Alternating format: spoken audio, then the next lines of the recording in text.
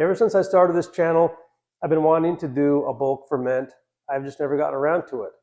A bulk ferment is where you basically take your dough, you mix it, but you don't shape it yet, and you just mix it and let it ferment for a period of time, usually 1 or 2 days, and then you take it out and degas it, get rid of the big bubbles, and then shape it into a dough ball and let it rise for another period of time, usually another day or two.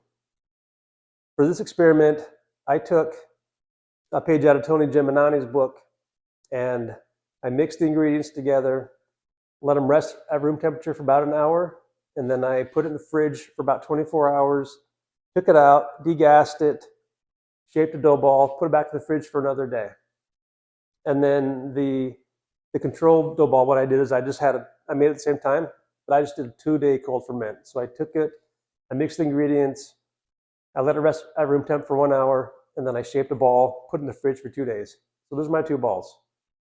Now, according to Tony, the bulk ferment, it provides outstanding results. He says across the board, it's better. He says it's better taste, more crispy, lighter, etc. And that's a pretty big promise to me.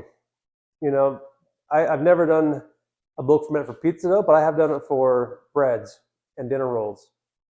And the main advantage I found in breads is that it just eliminates too big gas bubbles in the dough, basically. Instead of having like a small number of big gas bubbles, you punch it down and it redistributes throughout the dough into smaller gas bubbles throughout. And so you can get more volume instead of just a couple of big bubbles, basically. And so that's my only experience with it. I was really excited to see how it turned out, and here's what happened. You can see here the pizza crust made with just the straight 2-day ferment. The 2-day cold ferment does indeed have more large air bubbles across the rim. Now, both crusts were very airy and very lightweight. If you look at this picture here, you can see where I just pressed down with my finger, and the crust just kind of, it's so airy, it just kind of collapsed. And that's a sign of like really lightweight, airy crust. It was really good. Both crusts were really good. Both crusts were equally crispy. Both crusts tasted the exact same. And that's pretty much it. I mean, the only difference was that the 2-day cold ferment had a few more large air bubbles. And so, I mean, that's the experiment, which corresponds with my little background in bread making. So I don't know. I don't understand why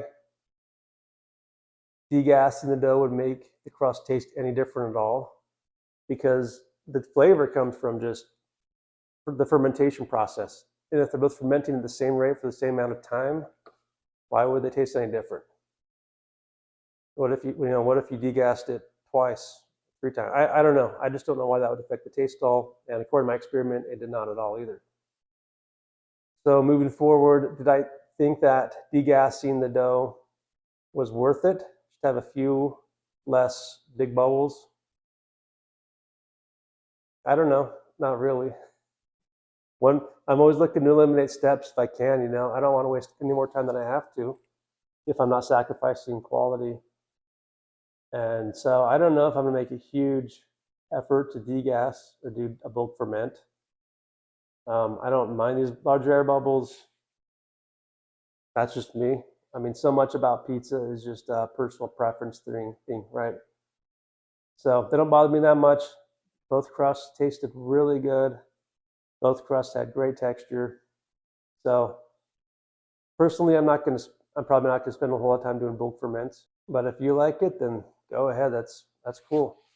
Oh, and as a side note, I tried a new brand of tomatoes, Trader Joe's. They're imported from Italy. They only have tomato juice, and basil, and they were phenomenal. I didn't do a side-by-side comparison, but they were so sweet and mild. There was no taste of acidity, no aftertaste of acidity. They were just really sweet tomatoes. I'd recommend them. They're cheap. They're like $3 for a can, which is a good price for imported tomatoes of good quality. If you're a Trader Joe's shopper, if you have them close by, highly recommend it. I got to do a side-by-side comparison, but just From my memory, they taste very similar to mutti, which cost more. So I would like to give a shout out to a sponsor, Pizzori. They make really great cast iron pizza pans and pizza cutters. I'll provide a link to their website in the description. Thank you.